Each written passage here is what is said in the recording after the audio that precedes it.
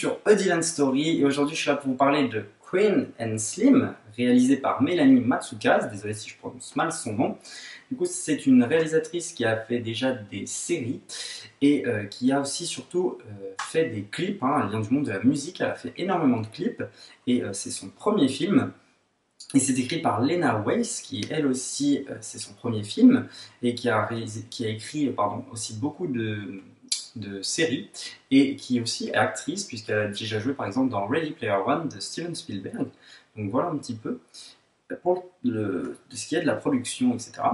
Et du coup, Queen and Slim, ça parle de quoi? Ça parle de deux jeunes Afro-Américains qui se rencontrent pour la première fois, donc ils ont une date, hein, et donc ça va être ce personnage de Slim, qui est Daniel Kaluuya, et Jodie Turner-Smith, qui est la Queen. Du coup, Jodie Turner-Smith, c'est que son deuxième film, elle a joué dans quelques séries, mais bordel, mais quelle actrice!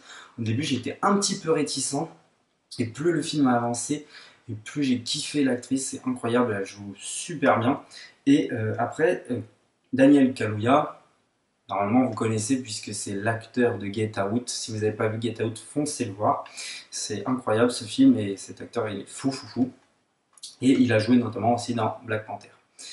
Voilà. Et du coup, donc après que la date est terminée, il la ramène chez elle, sauf qu'ils vont se faire contrôler par un flic.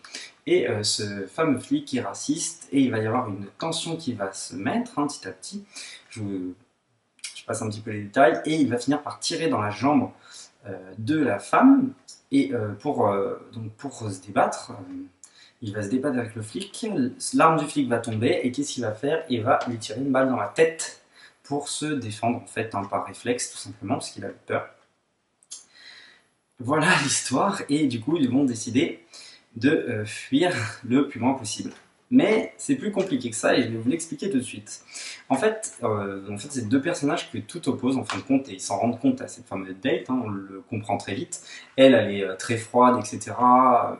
Elle a abandonné un petit peu, elle a mis sa famille de côté justement pour ses études, elle est avocate, etc. Lui est plutôt très justement famille, très un petit peu naïve, un petit peu voilà. Ce côté tout le monde est gentil, tout va bien dans ce monde, enfin voilà, c'est un peu ça. D'ailleurs, il va être complètement ébahi quand il va tuer le flic, il va pas du tout savoir quoi faire, alors que elle justement va tout de suite réagir. Elle va dire mais on se barre de là le plus loin possible, etc. Lui il va être là, il va dire non mais attends, j'ai ma famille, on va voir mon père, c'est pas possible, etc. Elle est là mais non, mais on va se faire choper et tout, donc elle est prête à tout laisser en fait, et lui non. Et pourtant elle est avocate, hein, donc et elle sait très bien qu'en fait il n'y a aucune chance, donc il vaut mieux qu'il se barre. Du coup, ils décident de partir le plus loin possible, ensemble. Du coup, on va voir un petit peu ce road trip avec ces deux personnages que tout oppose. Et au début, ils vont accumuler, mais alors je sais pas combien de merde. On se dit, mais ils vont jamais s'en sortir, c'est incroyable. Et ils vont rencontrer quelqu'un sur la route puisque leur voiture va tomber en panne. Ce fameux quelqu'un, en fait, ils vont se rendre compte, mais c'est un flic. Et du coup, ils vont être obligés de le baraquer, ils vont le ramener à leur ancienne voiture. Et c'est que là, on voit qu'encore que les personnages, tout leur oppose, puisque lui, il va dire non, mais on le laisse partir. Et elle va dire bah non, c'est mort, on l'enferme dans le coffre, il nous a vu, c'est mort. Et du coup, elle décide de l'enfermer dans le coffre, et eux, ils partent avec la voiture du flic. Elle est très consciente de ce qu'elle fait, etc. Et voilà. Du coup, les merdes s'accumulent comme ça, donc la voiture qui tombe en panne, on se dit qu'ils vont jamais s'en sortir, c'est pas possible. Et voilà. Du coup, elle décide d'aller chez son oncle. Entre-temps, ils vont se garer sur un parking parce qu'ils ont faim et ils vont rencontrer un gosse et ils vont l'emmener, donner à manger, etc. Et il va y avoir un père. Et justement, les merdes s'accumulent encore puisqu'il va vouloir avancer, il va écraser le père, enfin il va le cartonner un petit peu. Donc encore une merde, on se dit mais c'est pas possible, ça va jamais s'arrêter. Et du coup, ils vont décider d'emmener le père à l'hôpital. Et là, c'est intéressant parce que c'est un côté intéressant du film. En fait, le père, donc c'est un afro, hein, il le voit totalement comme un héros, c'est incroyable. Genre, pour lui, c'est son héros du jour. Genre, ah, bravo, félicitations. Donc, il le félicite et tout. Lui, il est sur le cul, il dit mais non, mais attends, j'ai battu un mec, c'est pas possible. Il dit non, mais enfin une justice dans ce monde, quoi, en gros, puisque bah, avec tout ce qui se passe, hein, vous savez, les Afro-Américains, comme George Floyd par exemple, avec tout ça. Donc là, il dit enfin une justice et tout, t'as bien fait de la battre, mec, c'était de la luminescence, enfin voilà quoi. Et du coup, il va y avoir tout ce côté tout le long du film, cette question justement, est-ce que c'est des héros, est-ce que c'est des méchants, est-ce que c'est bien ou mal ce qu'ils ont fait? Et il y a des personnages qui vont les voir comme des héros et des personnages qui vont les voir comme des non-héros justement. Et c'est ça qui est intéressant aussi dans ce film. Du coup, voilà. Du coup, ils vont arriver jusqu'à l'oncle de la femme, hein, puisque c'est là où ils vont. Et du coup, à partir de là, l'oncle il dit en gros, vous êtes Barjo, enfin rasez-vous tous les cheveux déjà pour qu'on vous reconnaisse plus, etc. Et à partir de là, justement, je trouve que le film prend encore une autre tournure. Et là, j'ai trouvé mais Jodie Turner-Smith mais incroyable, quoi. Quand elle a les cheveux rasés et tout, mais là, alors, son personnage, il va évoluer petit à petit au fil du film, pardon. C'est incroyable, j'ai trouvé ça foufou, enfin voilà. La musique c'est top, bah de toute façon elle vient justement de la musique, donc voilà. Il y a une scène, mais totalement, mais que j'ai kiffé quoi, où ils sont dans un bar dansant, où ils dansent, et alors justement, bah, on voit qu'elle vient du clip quoi. C'est déjà, j'adore ces scènes comme ça dans les films, où les gars ils dansent dans le film en fait. Par exemple, comme la scène avec John Travolta dans Pulp Fiction, j'adore ce genre de scène, et là il y a une scène un peu comme ça, hein, différente, dans un autre style, mais j'ai kiffé, c'est incroyable, c'est trop bien. Donc voilà, top pour la musique. La réalisation est top, il y a des plans larges sur, bah, comme ils vont faire une espèce de road trip, on va avoir du paysage, donc elle va faire des grands plans larges où justement c'est vide, à des pertes de vue, il va y avoir une voiture abandonnée quelque part, enfin, il y a des magnifiques plans. Et l'écriture surtout, franchement, l'écriture du scénario, c'est top quoi. Il y a juste un petit moment que je vais reprocher au film, justement, qui m'a fait sortir du film, c'est vers la fin, et justement j'ai été moins touché par la fin. Par exemple, ma copine a pleuré, alors que moi ça m'a fait un tout petit peu sortir du film, mais la fin quand même est top. Pour continuer, je vais rentrer dans les spoilers. Du coup, je vais juste vous dire la note, hein, je lui mets 4 sur 5 parce que c'est quand même un putain de film. J'ai hâte de voir la suite. J'espère que bah, ces deux-là vont continuer à collaborer et vont continuer à faire des films de qualité comme ça. Donc, n'hésitez pas à regarder Queen and Slim. Il est actuellement en Blu-ray à la Fnac. Il était sorti en février au cinéma, donc il y a un moment. Il est sorti déjà il y a un petit moment en Blu-ray. Donc, n'hésitez pas à aller vous le procurer. C'est un film top, top, top. Du coup, partie spoiler. Je vais continuer avec nos deux personnages justement qui vont donc il y a toute une histoire avec l'oncle qu'elle va dévoiler au fil du film aussi, qui est un petit peu glauque aussi, hein. Et donc cet oncle lui doit quelque chose, on ne sait pas tout de suite ce que c'est quoi, donc il lui donne une voiture et du fric, parce que leur but, au final, ça va être de quitter le pays et d'aller à Cuba. Donc lui, il a un contact à Miami, donc il donne du fric et une voiture pour qu'ils aillent jusqu'à là-bas. Donc entre-temps, justement, ils vont s'arrêter à ce fameux bar, ils vont danser une scène complètement sensuelle. Et c'est là où Jodie Turner va commencer un petit peu à changer de comportement. On voit qu'elle commence à se livrer, à se lâcher un petit peu, commence à être sensuelle, etc. Tout ce qu'elle n'était pas au début, en fait, elle était complètement froide. Donc voilà, lui il va se faire une raison, il va commencer à se dire que de toute façon bah, lui aussi il évolue puisque c'est lui qui dit carrément on va à Cuba, voilà, donc il commence à totalement se dire qu'il ne reverra jamais sa famille, c'est comme ça.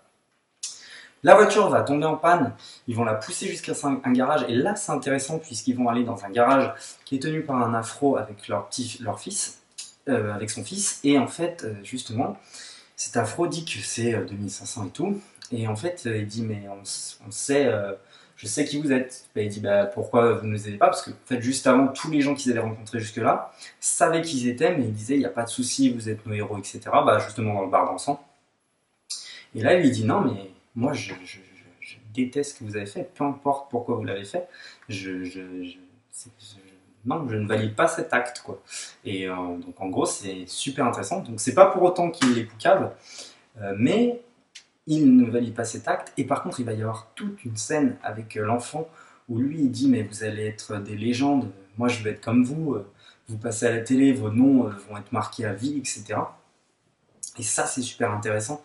D'ailleurs, je voulais juste revenir sur un petit truc, le film s'appelle Queen and Slim parce qu'en fait tout le long c'est pas le prénom de qui que ce soit dans ce film, c'est un parti pris de la réalisatrice et du scénario.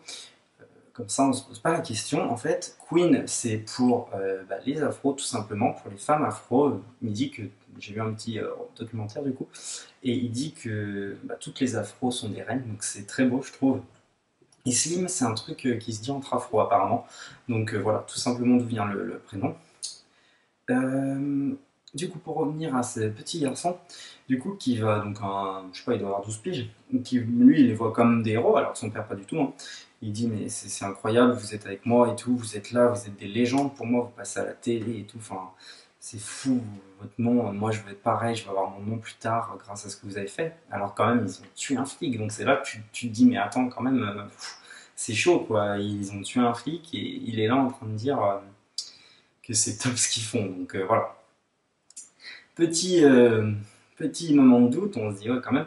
Tellement il est fan, il va prendre une photo, il dit tu veux nous prendre en photo, comme ça tu auras un souvenir, donc voilà. Bah, c'est la photo de la jaquette du film d'ailleurs. Donc il les prend en photo. Et toute cette scène va servir à une scène mais incroyable par contre, ça, la mise en scène c'était fou. J'adore ces scènes-là en plus, c'est incroyable. Donc en gros, elle va décider de faire un petit détour là où il y a sa mère enterrée. D'ailleurs, c'est là où on va euh, voir pour l'histoire de Long, qu'on va comprendre un petit peu plus. Ça, je vais passer les détails. Et du coup, bah, ils se rapprochent encore plus et ils vont là s'embrasser enfin, les deux héros, ou pas d'ailleurs, hein, selon comment on les voit. Et ils vont coucher ensemble. Et pendant qu'ils couchent ensemble, on va nous montrer une manifestation, puisqu'en fait, ça a déclenché des manifestations partout où on dit de les laisser tranquilles, d'arrêter de les pourchasser. Et, en fait, dans cette manifestation, il y a ce fameux gamin. Et du coup, il y a tout un truc qui se passe. On sent que la tension monte. Les mecs, ils jettent des fumigènes. En même temps, les deux autres, ils sont en train de coucher ensemble. Enfin, ça donne une scène mais complètement torride et en même temps, une scène de tension de l'autre côté. Enfin, c'est fou, c'est super bien fait, c'est top en termes de mise en scène. Et du coup, le gamin bah, va sortir un flingue.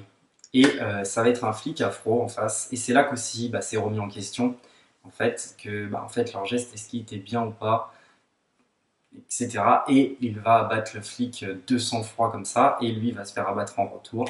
Et ce fameux père qui n'aimait pas le geste, et bah, en fin de compte, va avoir raison de ne pas avoir aimé le geste, puisqu'il va perdre son fils à cause de ça. Enfin, j'ai trouvé cette scène complètement ouf. C'est fort, c'est hard. Et quand ils vont l'apprendre, ils se disent mais attends, c'est pas possible. Il était avec nous, ce gamin. Ils se rendent compte que c'est de leur faute. Enfin, c'est foufou, quoi. C'est voilà.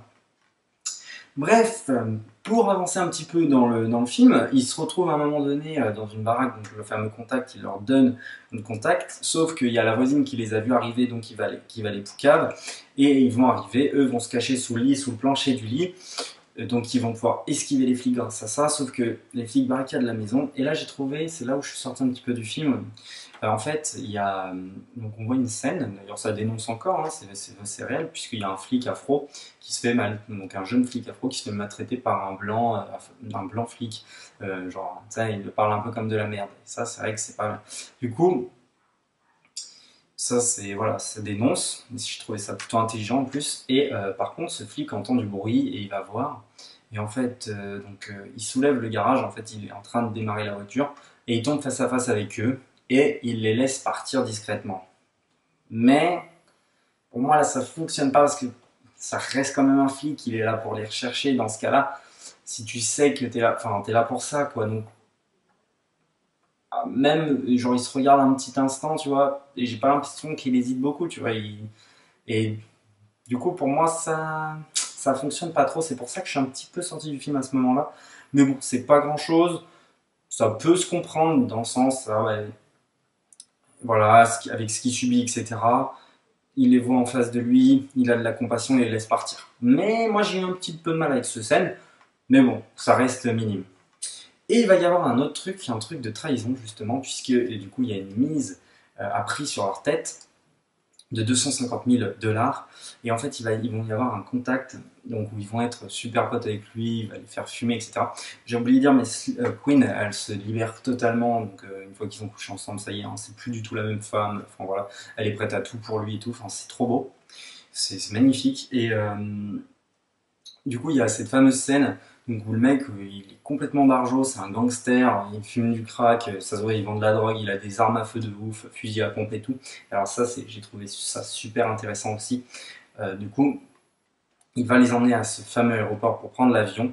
Il les dépose, il dit que c'est là au fond, et il se barre, et là les flics arrivent derrière eux. Et là, on comprend qu'il les a trahis pour l'argent. Et là, j'ai trouvé ça plutôt malin, parce qu'après, plus tard, on le voit avec tout le fric.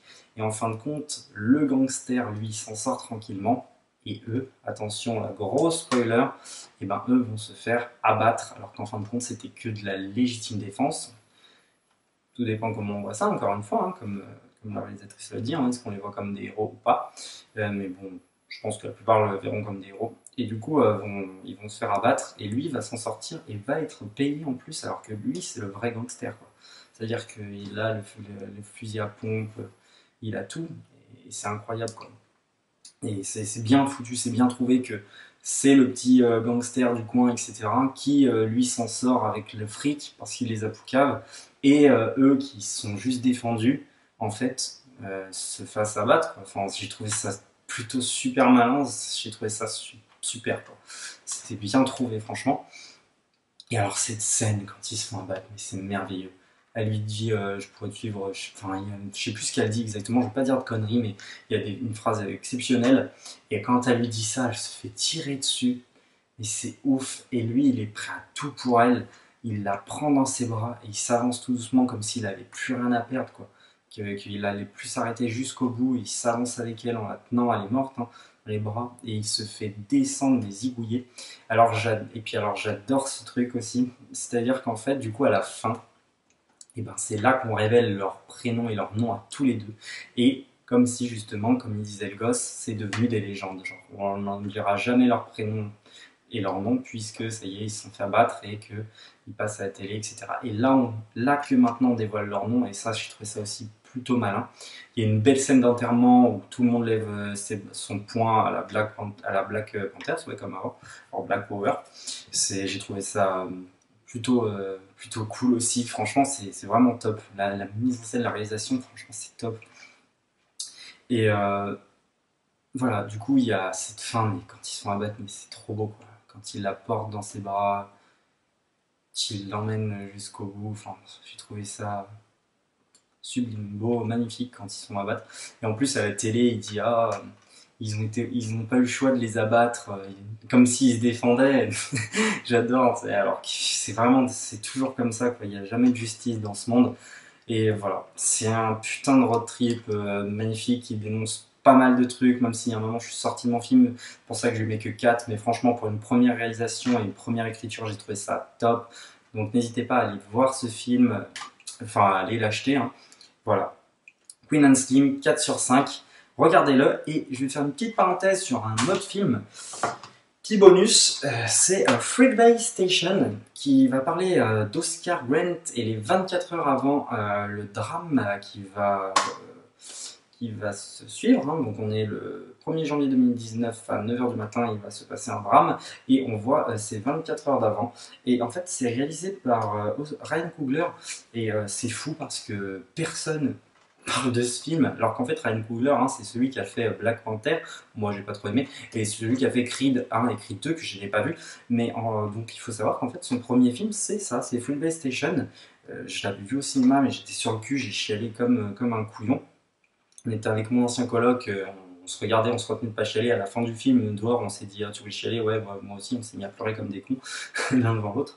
Donc voilà pour la petite histoire, mais regardez Freeway Station, donc c'est le premier film de Ryan Coogler, personne n'en parle, donc n'hésitez pas à aller l'acheter en Blu-ray ou de le voir je ne sais où, hein, vous savez faire, mais personne parle de ce film et c'est top, quoi, et on chiale, quoi, devant ça, et c'est un chef-d'œuvre pour moi.